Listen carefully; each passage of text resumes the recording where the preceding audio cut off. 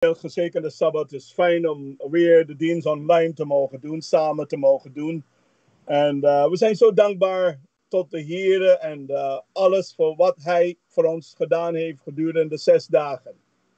Vandaag willen we stilstaan bij de onderwerp oproep tot volledige toewijding en dienstbaarheid. Oproep tot volledige toewijding en dienstbaarheid. Zullen we met elkaar bidden. Trouwe Vader in de hemel, we zeggen u dank voor de gelegenheid om hier samen te mogen zijn, samen de dienst te mogen ervaren. Wij zijn zo dankbaar voor alles wat u voor ons gedaan heeft door de week, Vader, door de 6 dagen, de 6 werkdagen. Dank u wel voor bescherming, voor voedsel, kleden, onderdak, voor alles wat u voor ons gedaan heeft. Dank u wel voor alle geestelijke, lichamelijke, mentale en emotionele zekeringen dat u hebt aan ons geschonken. En vanavond komen wij tot u. We geven onszelf volledig over aan u. We geven onszelf volledig over aan de Heer Jezus Christus. En we geven onszelf volledig over voor de leiding van de Heilige Geest. Kom in ons midden, in ons harten. O Vader, mogen de woorden van mijn mond en de overlegging van mijn hart u welgevallig zijn. Mogen de harten van uw volk geraakt worden door deze boodschap. In Jezus' naam. Amen. Volledige oproep tot volledige toewijding en dienstbaarheid. In de geest der profetie wordt gewezen op de 14 versen uit het Oude Testament als zijnde zeer relevant voor het Adventistisch geestelijke leven en het getuigenis voor de eindtijd. Deze worden gevonden in Jesaja 58 en in vele citaten van de geest der profetie. Wij willen er eerst 3 aanhalen. Laten we kijken wat de geest der profetie heeft ons verteld. De eerste. Ik kan er niet dringend genoeg opwijzen de boodschap van Jesaja 58 te overdenken, zegt Ellen White. En dit geldt voor al onze kerkleden en alle ware zendelingen. Allen die de 3 engelen boodschap geloven en allen die de Sabbat niet wilden vertreden. De tweede citaat. Wat staat er? Als u acht wil slaan op de waarschuwing woorden die ik in deze hoofdstukken staan, waaraan ik u door middel van de Heere verwezen heb, zult u uw houding veranderen en de kinderen van God worden. Zo zult u uw eigen zielen redden door het geloof in Jezus Christus.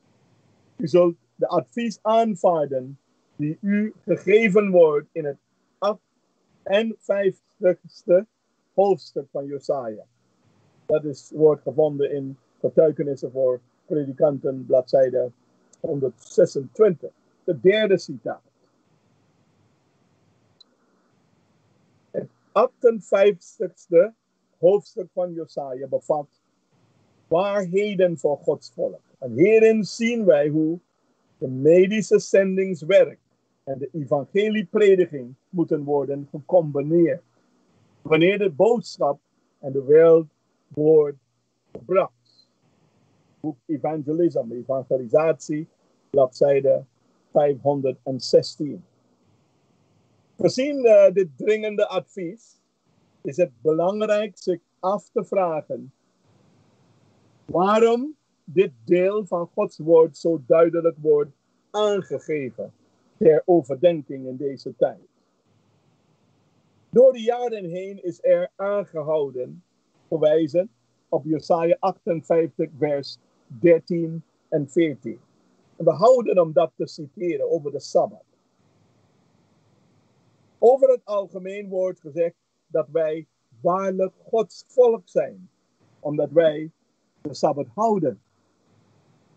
Maar als wij verwijzen naar het hele hoofdstuk van Jesaja 58 en niet slechts de laatste 2 versen, zouden we dan nog dezelfde overtuiging zeggen, met dezelfde overtuiging zeggen dat dit de juiste conclusie is? Nou, ik heb een aantal vragen en de vragen wil ik vertonen op de scherm. Vraag nummer 1. Waarom heeft de geïnspireerde advies het dan noodzakelijk geacht dit ene hoofdstuk zo te benadrukken? De tweede vraag. Waarom wordt ons voortdurend aangeraden dit hoofdstuk nauwkeuriger te bestuderen? Dat is de volgende vraag. De derde vraag. Waarom nemen wij geen prominente plaats in de gemeenschap waar Adventisten wonen en waar Adventisten kerken zijn gevestigd? Er zijn ook uitzonderingen waar we horen af en toe. De volgende vraag is: waarom zijn wij als volk niet beter begrijpen voor de waarheden die wij belijden? Omdat we belijden veel. Wij zeggen dat wij de waarheden hebben, of de waarheid hebben. Ja? En waarom zijn wij als volk niet beter begrijpen voor de waarheden die wij belijden? Vraag nummer 5. Waarom zijn wij nog nog een verhoudinggewijs onbekende groep, ondanks de diverse activiteiten van de kerk? We zijn zeer onbekend. Wat bedoel ik met dat? Als je loopt door de straten van Tilburg en je vraagt mensen zevende dag en je vertelt hun over de zevende dag Adventisten. Weet je wat krijg je te horen? Wie? Wat? Zevende dag Adventisten? Nooit van gehoord.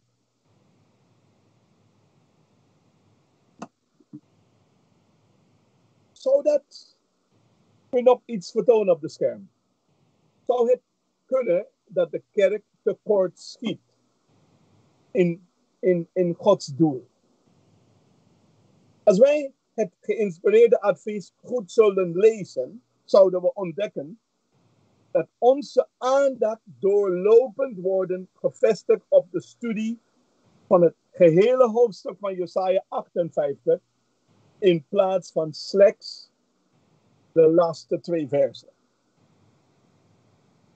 Om de boodschap in dit hoofdstuk goed te kunnen bestuderen, gaan wij er stap voor stap doorheen. Merk op dat het in de eerste plaats een zeer indringende boodschap is voor de gemeente. Laten we kijken. De eerste punt wat ik wil met jullie delen vandaag is nummer 1. Gods plan voor de eindtijd evangelisatie begint eerst bij de gemeenten in plaats van bij de ongelovige wereld. So, Gods plan voor eindtijd evangelisatie begint eerst bij de gemeenten in plaats van bij de ongelovige wereld. Nou, laten we kijken naar Jesaja hoofdstuk 1. Jesaja hoofdstuk 58, en vers 1. Nou, wat zegt de profeet daar? Als je kijkt naar de woorden van Jesaja, hij zegt: roep, luid, geel. Houd je niet in. Verhef je stem als een bazuin. Verkondig mijn volk hun overtredingen en de huis van Jacob hun zonde. Nou, wat wil de profeet hier ons zeggen? Laten we de tekst even analyseren. Laten we kijken, kritisch naar de tekst kijken. Eerst, wat zegt die? Nummer 1. Roep, luid, geel. Nummer 2. Houd je niet in. Nummer 3. Verhef je stem. Maak mijn volk bekend. En wat moet je de volk bekend maken? Over haar wat? Overtredingen. Dat is nummer 1, over overtreding. En nummer 2, haar zonde. Zo, de profeet heeft duidelijk tegen het volk geroepen om wat hij wil het. God heeft duidelijk tegen de profeet. Maak duidelijk aan mijn volk haar overtredingen en haar zonden. Het volgende wat we zien in Jesaja 58 is nog de volgende. Deze passage, ja, dat is het tweede punt wat ik wil maken vandaag. Deze passage gaat verder door erop te wijzen dat de gemeente schuldig is aan formalisme en zelfzucht. En wat bedoelen we met dat? Als je kijkt naar de gemeente, we hebben een vorm van godsheid. Een formalisme hebben we. En zelfzucht. We zijn zo gericht op onszelf en niet zozeer bezig zijn om andere mensen te brengen tot het geloof. Of mensen te benaderen met de eeuwige evangelie. Als je kijkt naar Jesaja hoofdstuk 58, 2 tot en met 5. Kijk wat God zegt tegen het volk. Hoewel zij mij dag en nacht zoeken en vreugde vinden in de kennis van mij wegen. Als een volk dat gerechtigheid doet en het recht van zijn God niet verlaat, vraagt ze mij om rechtvaardige oordelen. Ze vinden er vreugde in om tot God te naderen. Vers 3. Terwijl ze zeggen, waarom vasten wij als u het toch niet ziet? Waarom kwellen wij onze ziel als u het toch niet weet? Zie, op uw vastendag, zegt de Heer, zoekt u uw eigen wens en buigt u al uw arbeiders af. Vers 4. Zie, kijk vers 4. Zie, u vast om te twisten en ruzie te maken. En om de goddelozen op de vuist te gaan. Vast niet zoals heden, als u uw stem wil laten horen in de hoogte. Vers 5. En nu komt God met een oplossing. Zou dit het vast zijn dat ik verkies? Dat de mens zich een dag lang verootmoedigen. Dat hij zijn hoofd buigt als een riet in zich neerlegt en een rouwgewaad en as. Noemt u dat vasten? En een dag die de Heere welgevallig is? Noemt u dat vasten? Dat is de vraag die de Heere stelt aan de Israëlieten. Nou, als we kijken naar de woorden, deze zijn heel scherpe woorden dat God bracht bij het volk. Als je kijkt, laten we de tekst analyseren wat we hebben net gelezen. Het eerste wat we merken hier, in Jesaja 58, 2 tot en met 5, is dat het volk was bezig met aanbidding. Maar dat aanbidding was zonder toewijding.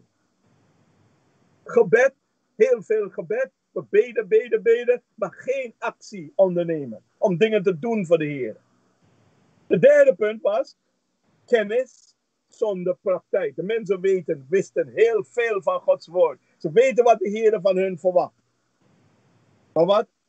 Heel veel kennis hadden ze, maar zonder praktijk.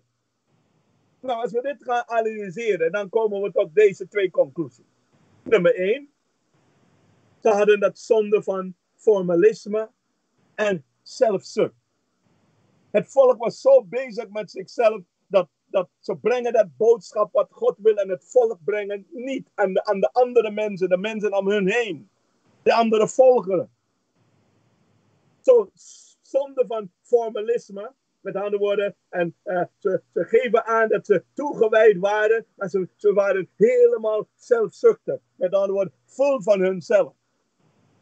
De tweede is dat wat merken wij hier? En dat is de zonde van wat?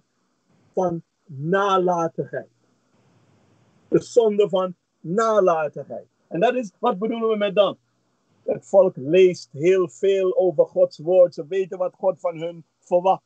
Maar om toe te passen in het leven, in hun leven, deden ze dat niet. De zonde van nalatigheid. Deze tekst verwijst naar een groep mensen die zichzelf rechtvaardig vinden en grote belangstellingen aan de dag schijnt te leggen voor het dienen van God, maar de ernstige woorden van hem die de harten doorgrondt, tonen aan dat ze Gods geboden met voeten vertreden. Andere woorden, ze waren Gods geboden aan het overtreden. Mij is getoond dat de reden waarom Gods volk niet meer geestelijk gericht is. En zij niet meer vertrouwen heeft, is omdat ze zo zelfzuchtig is. De profeet spreekt tot de Sabbatvierders en niet tot de zondaar. Niet tot de ongelovigen, maar tot hen die praat en gaan op hun vroomheid. Met andere woorden, ze tonen aan dat ze toegewijd waren aan God, terwijl dat blijkt niet in de praktijk te zijn. Het derde punt wat ik wil met jullie delen vandaag. Laten we kijken naar dat. Wat kijken we voor? Is Gods oplossing voor het probleem van nalatigheid, formalisme en zelfzucht wordt duidelijk uiteengezet in 8 punten van vermaning tot persoonlijke dienstverlening. Zo God geeft het volk 8 punten. Ja? En dat tot wat? Vermaning en persoonlijke dienstverlening. Laten we kijken naar wat de Heer heeft door de profeet gezegd. Jesaja 58, 6 en 7. Is dit niet de vaste dat ik verkies? Het volk was aan het vasten, maar ze deden allerlei dingen. En God zegt tegen hen, is dit niet de vaste dat ik verkies? Dat u de boeien van de goddeloze losmaakt. Dat u de banden van het juk ontbindt. En dat u de onderdrukten vrijlaat. Vrij laat heen gaan. En dat u elk juk breekt. Vers 7. Is het niet dit dat u brood deelt met wie honger lijdt? En de ellendige ontheemden en thuis biedt. En dat als u een naakt ziet, dat u hem kleedt. En dat als u dat voor u ziet voor ogen, voor eigen vlees en bloed niet verbergt. Zeg dat nogmaals.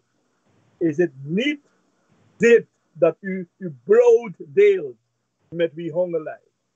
En de ellendige ontheemden en thuis biedt.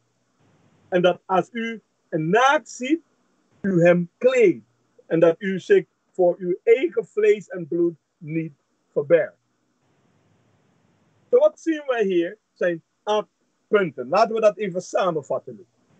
Nummer 1. Wat zegt God tegen het volk? Dat u de boeien der goddeloosheid los te maken. De mensen die in ketting zitten bij hun, die werken hard, keihard en ze verdienen bijna niets. Dat u de ketting van de goddeloosheid losmaakt. De ketting van de goddeloosheid moeten ze losmaken. Alle goddeloze daden wat ze verrichten, dat ketting moeten ze, de boeien der goddeloosheid losmaken. Nummer 2. Kijk wat de Heer zegt. De banden van wat? De banden van het juk te verbreken. Een ander ding. Nummer 3. De verdrukten vrij te laten. Mensen die wie de Israëlieten waren aan het verdrukken, dat ze hen moet vrijlaten. Nummer 4. Elk juk te verbreken. Elk juk te verbreken. Nummer 5. Voor de hongerigen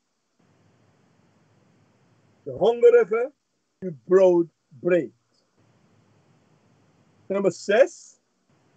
Arme zwervelingen in uw huis brengt. En dat is heel zwaar. Dit is een hele zware. Want u ziet arme zwervelingen. En wat zegt de Heer? U moet ze brengen naar uw huis. En dat is lastig. Kijk vers 7. Het zevende punt. Als gij een naakt ziet, dat gij hem bekleedt. U weet dat wij hebben allerlei mooie kleding. We zien naakt mensen op straat, zegt de Heer. Als je dat ziet, dan moet je hem kleden. Ga in uw kast, haal een van uw mooie pak, of een rok, of wat dan ook. En u deelt het met iemand anders die niets hebben. Of geen kleden hebben. Nummer 8, de 8e punt. Wat zegt de Heer? U niet onttrekt aan uw eigen vlees en bloed. Zo wat merken we hier van de 8 punten, is dat de remedy tegen dit formalisme en deze zelfzucht is dat de gemeenteleden uitgaan, gaan geven en zielen te winnen. Zij moeten actief betrokken raken in persoonlijke evangelisatie met een warme hart vol zorg voor de medemens in alle lagen van de bevolking. Niet alleen om te zorgen, maar ook om te delen in de kostbare kennis van de eeuwige rijkdom. Het ware vasten is niet slechts een uiterlijke vormendienst. De schrift beschrijft het vasten dat God verkiest aldos de boeien der goddeloosheid los te maken, de banden van de juk te ontbinden, de verdrukten vrij te laten. En wat? En elk juk te verbreken. Zo, God is heel duidelijk met wat hij zegt en hij roept het volk op om dit soort dingen in de praktijk te brengen. In Jesaja 58 en vers 6, en wanneer gij de hongerige schenkt, wat gij zelf begeert, en de verdrukten verzadigt. Met andere woorden, God roept het volk om wat? Om aardig te zijn, om te zorgen voor de mensen om hun heen. De 4e punt hier. En de 4e punt hier, wat zien we hier, is dat hier zijn precies de geest en de karakter van Christus. We zien hier de karakter van Christus wordt hier zichtbaar. In de wens naar eeuwen, hier zijn precies de geest en het karakter van de werk van Christus naar voren gebracht. Zijn hele leven was een zelfopoffering van zichzelf voor de redding van de wereld. Jezus deed alles in zijn vermogen om te zorgen voor de redding van de wereld. En waarom deed hij dat? Het is zijn vooropgezette plan dat het medische zendingswerk de weg zal voorbereiden om de reddende waarheid voor deze tijd te verkondigen van de 3 engelen boodschap te presenteren. Dus wat moeten we doen? Eerst de medische zendingswerk, zodat de weg wordt voorbereid om de reddende waarheid voor deze tijd te verkondigen. En als dit doel wordt bereikt, zal deze boodschap niet meer weggedrukt of gehinderd worden. Doe de medische zendingswerk. Op die manier zult u toegang krijgen tot de harten van de mensen. De weg zal voorbereid worden tot meer beslist verkondiging van de waarheid. Als wij beter naar Jesaja 58 kijken, dan wordt het duidelijk dat dit hoofdstuk een immenses gezag weergeeft voor het medische zendingswerk. In dit hoofdstuk vinden wij een speciale boodschap. Een urgentie ten behoefte van het geestelijke welzijn van Gods volk. En het bevat praktische instructies voor persoonlijke evangelisatie om de noden van de wereld te verlichten, te verzachten. Het hele 58e hoofdstuk van Jesaja moet worden gezien als een boodschap voor deze tijd. In deze context is de medische zendingswerk van goddelijke oorsprong. Gecombineerd met de evangelie is het werk een werk van persoonlijke dienstverlening, waardoor het mogelijk is om volkomen dienstwerk te verrichten en het herstel van het vervolgmaking van de mens. In elk onderdeel volkomen in staat in de noden van de mens te voorzien, en het is Gods uitverkoren methoden voor gemeenteleden om persoonlijke dienst te doen in de omgeving van hun huis en ook hun gemeente. En dienstwerk van vriendelijkheid, dat is de medische zendingswerk. Sympathie en begrip en liefde. Een basis voor alle fasen van evangelisatie, inspanningen. Het is een rechterarm van het evangelie. En nu komt een citaat. God verlangt ernaar dat zijn volk het medische zendingswerk samenbindt met het werk van de boodschap van de derde engel. Zo keer op keer worden we aangeraden om wat? Om de medische zendingswerk te doen. De 5e punt. Wat zal er met de gemeente gebeuren als we werkelijk doen wat de Heer van ons verlangt? Laten we kijken naar wat de Bijbel, wat willen we met jullie delen? Wat zal er met de gemeenteleden gebeuren als de gemeente werkelijk begint Gods plan uit te voeren?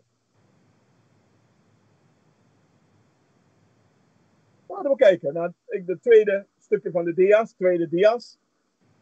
De volgende versen geven de persoonlijke voordelen weer, wanneer de gemeente gaat zorgen voor anderen en met anderen gaan delen. De Bijbel heeft het antwoord op de vraag. In Jesaja 58 en vers 5. Als wij dat gaan doen voor mensen om ons heen, voor hun gaan zorgen en voor hun gaan zijn en ook samen met hun te delen. Wat zegt Jesaja 58 en vers 8? Dan zal uw wond zich spoedig sluiten. Jesaja 58 en vers 9. Als gij dan roept, zegt de Heer, zal de Heer antwoorden.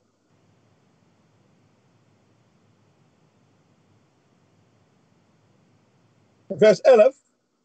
De Heer zal u voortdurend leiden. Voor al deze zegeningen zal Gods volk ook ervaren als wij dat medische zendingswerkzaamheden gaan verrichten.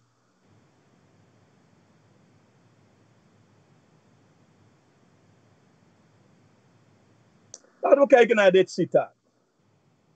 Testimony, volume 4, dat is getuigenissen, volume 4, bladzijde 56. Wat zegt de tekst? Het plezier van goed doen aan anderen zal jou een goede gevoel geven. Als een stroom die door de zenuwbanen heen leidt. Het zal wat? De bloedcirculatie en de geestelijke en de fysieke gezondheid bevorderen. Zoals wij de medezendings doen, als we anderen gaan helpen, het geeft wat een goed gevoel. En dat helpt ons ook met fysieke gezondheid, goede bloedcirculatie en dergelijke. De volgende citaat ook, de weg naar gezondheid. Weg naar gezondheid, bladzijde 140. En wat zegt dat? Goede daden bewerkt een dubbel zegen. Een zegen voor de gever en een zegen voor de ontvanger van de vriendelijkheid. Te weten, goed te doen, is een van de beste medicijnen voor een zieke lichaam. en een zieke geest. Wanneer de geest opgeruimd en blij is doordat men weet zijn plicht gedaan te hebben in het goed doen en blijdschap aan anderen gebracht te hebben, geeft dit voldoening. En zal deze blijdschap een verheffende invloed en een nieuwe leven en het hele wezen brengen. Mooi is dit. Wij moeten het ook goed doen. Ook zorgen voor de mensen om ons heen. De mensen om ons heen helpen. En je ziet dat goede daden bewerkt wat en dubbel zeker voor ons allemaal. Het vijfde punt wat ik wil met jullie delen vandaag.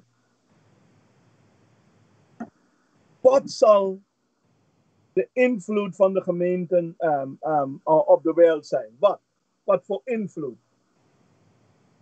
zal de gemeente op de wereld zijn? Wat zijn de invloed dat wij zal hoe zullen we de wereld beïnvloeden?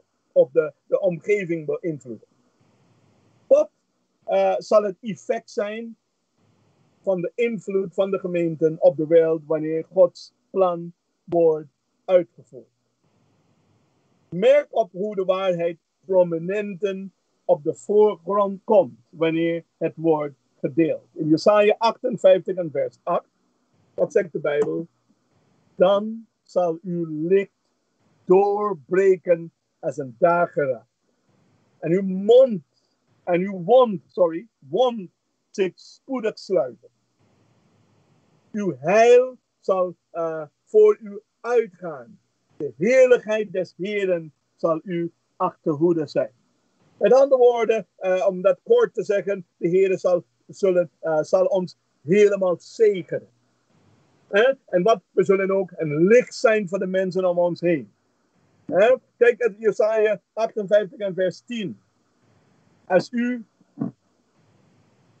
kijk wat de Bijbel zegt hier. Als uw hart open voor de hongerigen en de verdrukte ziel verzadigt, dan zal u wat? Dan zal uw licht in de duisternis opgaan. En uw donkerheid als de middag zijn. Wat zegt de Heer tegen het volk Israël? Als u goede daden gaat verrichten tegenover de mensen om je heen. Je buurman, je buurvrouw. Al de buurvolkeren. Dat u als u goede daden gaat verrichten. Dan verwerkt dat een dubbel zeker. Als uw hart open voor de hongerigen. En de verdrukte zielen verzadigt. Met andere woorden, u helpt de mensen die verdrukt zijn. Dan zal uw licht in de duisternis opgaan. En uw donkerheid als wat? Middag zijn. Nou, de volgende vraag is, en dat is de volgende punt wat ik wil maken, is dat welke lessen kunnen wij halen uit de afsluitende versen van Jesaja 58? De Heer zegt tegen het volk, als u dit en dat en die andere doet, dat u opkomt voor de mensen, dat u je brood deelt met de mensen. De mensen die dakkeloos zijn, als u hun helpt. Als u mensen die naakt zijn, als u hun kleedt. Kijk, wat voor lessen kunnen we halen uit de afsluitende versen. Kijk wat hij zegt tegen het volk. Vers 11. En de Heer zal u voortdurend leiden. Als u het werk van de Heer doet, wat gaat hij doen? Hij gaat u voortdurend leiden. Hij zal uw ziel in het dorre streken verzadigen. En de beenderen kracht geven. U zult zijn als wat? Een bevloeide tuin. Als een waterbron waarvan het water nooit ontbreekt. Oh, mooie woorden zijn deze. Kijk wat de Heer zegt tegen het volk. Vers 12. En wie uit u voortkomen, zullen de verwoeste plaatsen van weleer herbouwen. De fundamenten van generatie op generatie verwoest, zult u herstellen. U zult wat? Genoemd worden, hij die de briezen dik maakt. Hij die de paden herstelt, opdat men er weer kan wonen. Vers 13. Indien u uw voet van de Sabbat terughoudt ermee ophoudt om op mijn heilige dag te doen wat u zelf wil. Indien u de Sabbat een verlusting noemt, opdat de Heere geheiligd wordt, die geëerd moet worden. Indien u die eert door niet uw eigen wegen te volgen, niet uw eigen wensen of daarover een woord spreekt. Kijk vers 14. Dan zult u vreugde scheppen in de Heer. En ik zal u doen rijden op de hoogsten, de hoogten van de aarde. En ik zal u voeden met het erfelijke bezit van uw vader Jacob. Want de mond van de Heere heeft gesproken. Als u kijkt naar al dit soort dingen wat wordt gezegd in Jesaja 58 en vers 11 tot en met 14. Dan merken we, dat is het eerste punt dat ik wil maken in verband met de tekst wat we hebben net gelezen. De zevende dag is een herdenkingsmonument aan de schepping. En dat weten we wel. De Sabbat is heel belangrijk. Het tweede is dat het is een teken. Ja, het is een teken van wat? Tussen God en zijn volk. Ja, zo de zevende dag Sabbat is een herdenkingsmonument aan de schepping. En het is een teken tussen God en zijn volk. Volgende punt. Het is een teken van heiliging. De Sabbat. Omdat, als je kijkt naar Ezekiel, dan zegt de Heer, als u de Sabbat houdt, dan zullen de mensen weten dat ik u geheiligd heb. Met andere woorden, dat ik heb u geheiligd. Ja? Het is een teken van heiliging, de Sabbat. Door de Sabbat, dat is de volgende punt, de vierde punt. Door de Sabbat wordt Gods volk apart gezet van alle andere volken. Volgende punt. Zoals hij hebben zij een gemeenschappelijke doel. De kerk heeft een gemeenschappelijke doel. Het volk heeft een gemeenschappelijke doel. Ze zijn zo begaan met de noden van de mensen, dat hun hele leven gewijd is aan het dienen van God en de mensheid. Hun beroep, hun werk, de positie die ze inneemt in hun handel, wat het ook is, komt op de tweede plaats na de grote doel van het zoeken en redden van de verlorenen. De opleiding is slechts een middel om meer doelgericht en efficiënt te dienen in de zaken van God. Zodat ware Sabbatheiliging is niet alleen het ophouden van en nastreven van wat belangen van je zaak op het ophouding van lichamelijke arbeid op elke zevende dag van de week is dieper dan dat. Zo, ware Sabbatheiliging staat gelijk aan het hebben van een christelijke karakter. En dat komt elke dag van de week tot uiting. In gedachten, woorden en daden. En dit is een onderwijs van Jesaja hoofdstuk 58.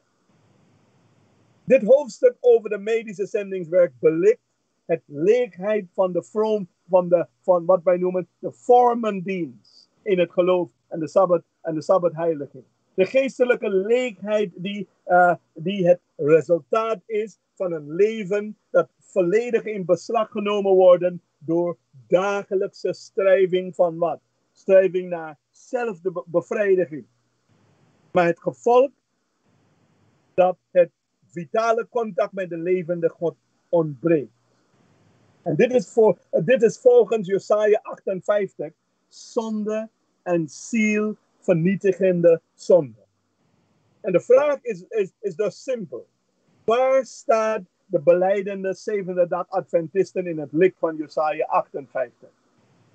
Die het ware toestand van Gods volk zeer scherp in versier brengt. Een formalistische sabbathoudende christen die zichzelf dient op een manier die uiteindelijk tot vernietiging zal leiden. Of een christen die één is met God, verzekeld met zijn zekel en hem dient met een betekenisvolle doel. En zo moeten we dienen, met een betekenisvolle doel. Als je kijkt naar deze dia's, ware sabbatheiliging staat voor wat? Zorgen voor de mensen om ons heen en delen met de mensen om ons heen. De twee zijn ongescheidelijk. Als je kijkt naar de volgende citaat, evangelisatie, bladzijde 517.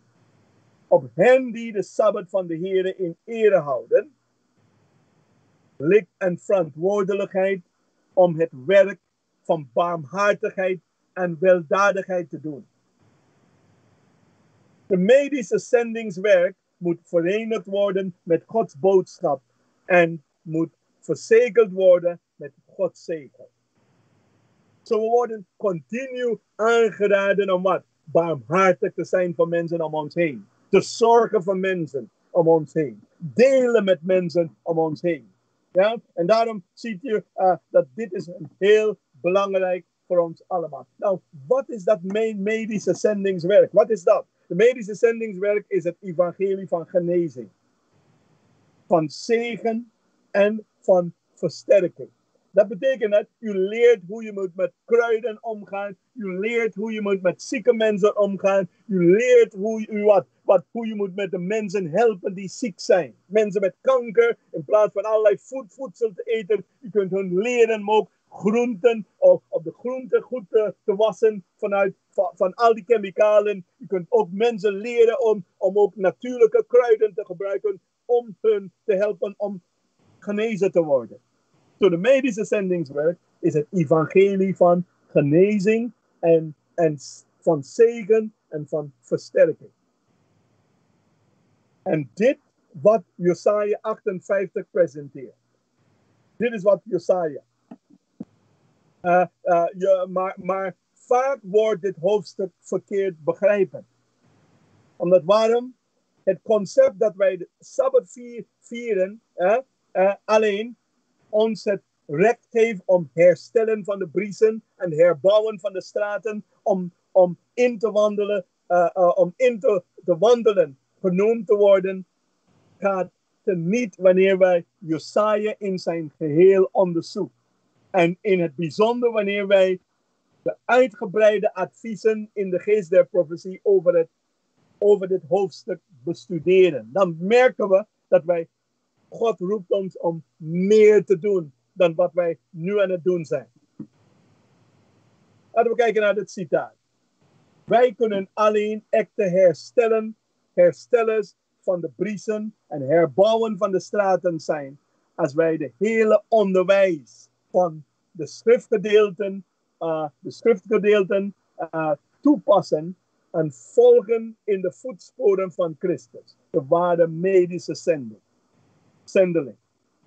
En de mensheid in nood en dienst bewijzen, die de hele mens omvat.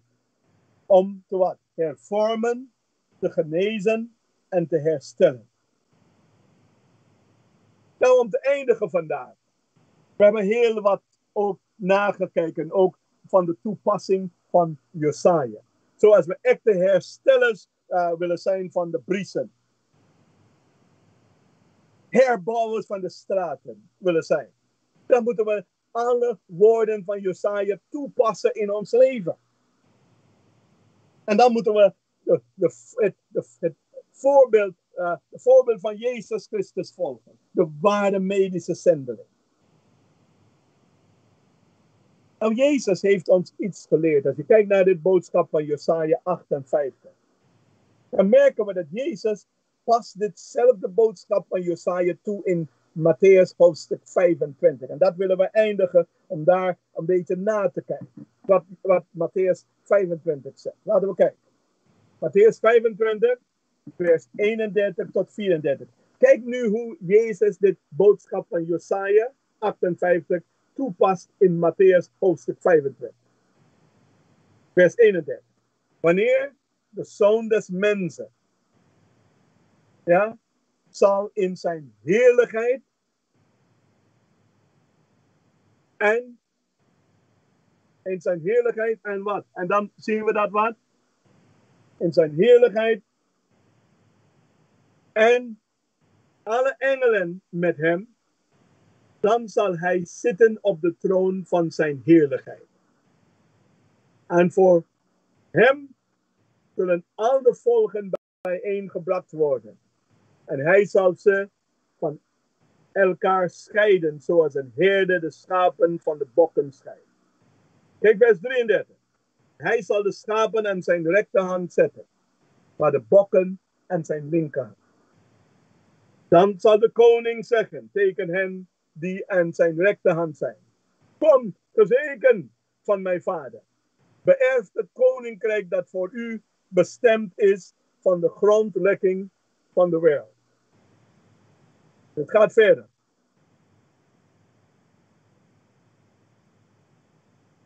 Vers 35. Want ik had wat? Honger. En u hebt mij wat? Te eten gegeven. Ik had dorst. En u hebt mij wat? Te drinken gegeven. Ik was een vreemdeling. En u hebt mij gastvrij wat? Omhoud. Vers 36. Ik was naakt.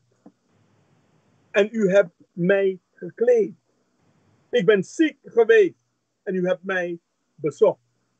Ik was in de gevangenis. En u bent bij mij gekomen. Zelfde boodschap van Jesaja 58. Als je kijkt naar de versen, dan zie je dat Jezus past dit toe. Dezelfde boodschap van Jesaja past die toe in Matthäus hoofdstuk 25. Kijk vers 37. Dan zullen de rechtvaardigen hem antwoorden: Heere, wanneer hebben wij u hongerig gezien en eten gegeven? Of dorstig en drinken gegeven? Kijk hoe de Heer gaat antwoorden. Vers 38. Wanneer hebben wij u, de rechtvaardige gaat door. Wanneer hebben wij u als een vreemdeling gezien en gastvrij onthaald? En naakt en hebben wij u gekleed? Wanneer hebben wij u ziek gezien? Of wat? Of in de gevangenis en zijn bij u gekomen? En de koning zal hun antwoorden. De Heer zal hun antwoorden met andere woorden. Koning Jezus. Voorwaar, ik zeg u. Voor zover u dit voor een van deze geringste broeders van mij gedaan hebt, heb u dat voor mij gedaan. Als u dat gedaan hebt voor een van de geringste van mijn broeders of zusters, dan heb u het voor mij gedaan. Stop daar niet. Zo, wat in feite wat Jezus zegt hier. Jezus past de hele leer van Jesaja 58 hier in Matthäus hoofdstuk 25. En dezelfde concept. Wat merk je? Wat heeft dezelfde woorden van Jesaja? Ja? Kijk wat de koning zegt in vers 35. Want ik had honger en u hebt mij wat? Eten gegeven. En dat is hetzelfde wat God heeft tegen het volk Israël gezegd. De mensen om u heen, de vasten wat ik verkies. De vasten, waarvoor moeten jullie vasten? Is dat vast dat ik verkies, is dat u wat? Uw brood deel met de hongerigen. En hetzelfde concept komt hier. Want ik had honger en u hebt mij wat? U hebt mij eten gegeven. Zo mogen de Heer ons helpen om dagelijks te beseffen dat het werk wat de Heer kiest voor deze eindtijd is in Jesaja, de boodschap is in Jesaja 58. En niet alleen Jesaja 58, Jezus past Jesaja 58 toe in Matthäus hoofdstuk 25, vanaf vers 31.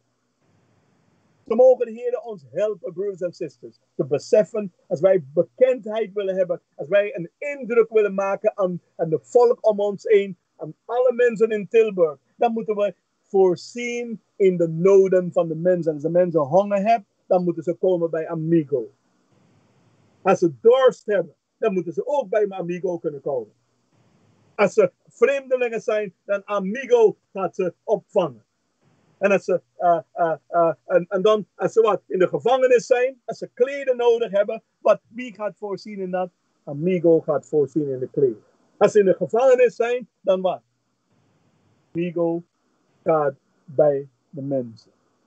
En dat is de vervulling van Jesaja 58. Dat zal de vervulling zijn van Jesaja, van Matthäus hoofdstuk 25, 31 tot en met 40.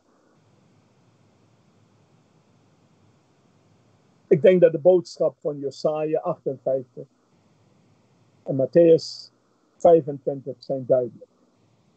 En de Heere roept u en mij om niet alleen boeken te gaan delen in de straten. Dat kunnen alle mensen ook doen, makkelijk doen. Maar hij wil dat wij gaan opkomen voor de mensen om ons heen. Mensen die honger lijden. Dat wij voorzien in de noden van de mens. Mensen dorst hebben, dat wij voorzien in de noden van de mens. Als ze vreemdelingen zijn, dan kunnen we hun ook opvangen. En dit is een brede concept hier van de werk wat God van ons verwacht.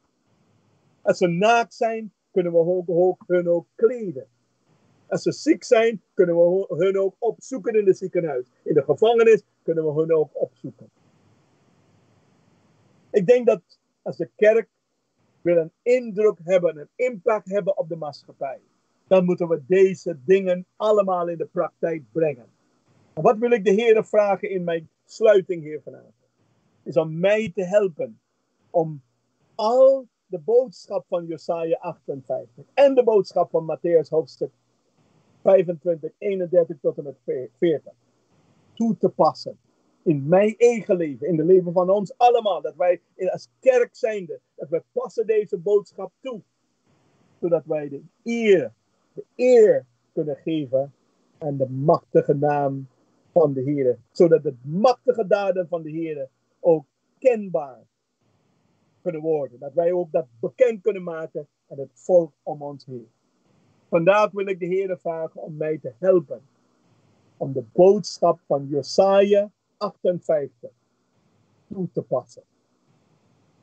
En als u dit ook willen doen, en u dit ook willen zeggen, Heer, ik leg mijn handen in uw handen. Ik wil ook de boodschap van Jesaja ook toepassen in mijn eigen leven. Als u dit tegen de Heer wil zeggen, ik wil u vragen om uw handen omhoog te doen. Ik kan u niet zien, maar de Heer ziet u wel. En net zoals mij, u wilt zeggen, Heer, ik plaats mijn handen in uw almachtige hand. Help mij om te beseffen dat wij moeten opkomen voor mensen om ons heen. Te zorgen en delen met de mensen. Zullen we samen bidden. Vader in de hemel, we zeggen u dank, Vader, voor de oproep. De oproep om handen en voeten van u te zijn op deze aarde. Vader, we hebben ook duidelijk gezien dat het volk Israël was bezig met een forme dienst. Ze wil bidden en vasten. Maar de praktische daden deden ze niet. Ze kwamen niet op voor de hongerigen en de mensen die dorst hadden. Voor de naakt. Ze komen niet op voor de zieken en de mensen in de gevangenis. Ze komen niet op voor de mensen die dakkeloos waren. En u roept het volk op om dit soort daden in de praktijk te brengen. Vader, wij beseffen in Matthäus hoofdstuk 25, Jezus heeft het concept van Jesaja, dezelfde boodschap van Jesaja, toegepast. En wij willen ook gehoor geven aan de boodschap in deze eindtijd. En daarom, Vader, wij leggen onze handen in uw almachtige handen. Wij vragen om hulp om deze boodschap in de praktijk te brengen. Zodat wij ook uw handen en uw voeten mogen zijn hier op deze aarde. Help ons, o Vader, om te beseffen dat u ons roept om dienstgenekten van u te zijn. Help ons ook dagelijks te beseffen dat dit oproep is voor ons allen, o Vader, om ook, o Vader, te zorgen voor de mensen om ons heen, te delen met de mensen om ons heen. In het bijzonder vragen we u om ons te zegenen, ons te helpen, om deze boodschap toe te passen in onze dagelijkse leven. Om op te komen van de mensen om ons heen. We bidden ook voor de gemeente Amigo, Vader. U ziet de handen van ons allemaal. We hebben ons handen omhoog gedaan, omdat wij willen ook onze handen in uw handen plaatsen. Dat u ons kunnen gebruiken in de gemeente Tilburg, in de gemeenschap Tilburg, om dat evangelie te verkondigen. Niet een evangelie alleen maar met boeken te delen, maar op te komen, te zorgen voor de mensen om ons heen en te delen met de mensen om ons heen. Vader, we bidden voor de uitstorting van de geest, omdat zonder de Heilige Geest kunnen we deze daden niet verrichten. En daarom bidden we net zoals Jezus. Jezus zegt in Lucas 4 vers 18, de geest van de Heer is op mij. We bidden, o Vader, dat de Heilige Geest overvloedig over ons zal komen. Dat Hij ons zal vullen met zijn volkomenheid, zodat wij ook uw taken kunnen verrichten hier op de aarde. Uw handen en uw voeten ook kunnen zijn. We bidden voor al onze leden in het bijzonder. We bidden voor iedere lid. We bidden voor iedere bezoekerswaarde. We bidden voor al onze vrienden, onze familieleden. We bidden voor de mensen allemaal in Tilburg. We brengen ze allemaal bij u in gebed. En Vader, we bidden voor uw goddelijke leiding. Zodat wij ook uw handen en uw voeten mogen zijn in de gemeenschap Tilburg. Leg uw handen op ons. Vragen u om ons te zegenen. Al onze familieleden te zegenen. Ons gezinnen te zegenen. En ons dagelijks te helpen. Op u te vertrouwen. En onze handen in uw handen te plaatsen. Wacht over ons gedurende de andere deel van de Sabbat. En mogen wij, o Vader, de vreugde van u uitdelen met anderen. Delen met anderen. De vreugde wat u hebt aan ons gegeven. Dat wij dat vreugde mogen delen. Uw vrede mogen uitdelen aan anderen. Dat wij anderen op kunnen komen voor mensen om ons heen. Leg uw handen op ons. En we vragen u om ons aan te raken. En ook allemaal te zegenen. Dit is ons gebed met dankzegging. In de naam van Jezus Christus, onze Heer. De Heere onze God. Zegene u. En behoede u. De Heere doet zijn aangezicht over u lichten en zijt u genade. De Heere verheffen zijn aangezicht over u. Geven u zijn eeuwige shalom, zijn eeuwige vrede. In de naam van Jezus Christus, onze Heer. Amen. En amen.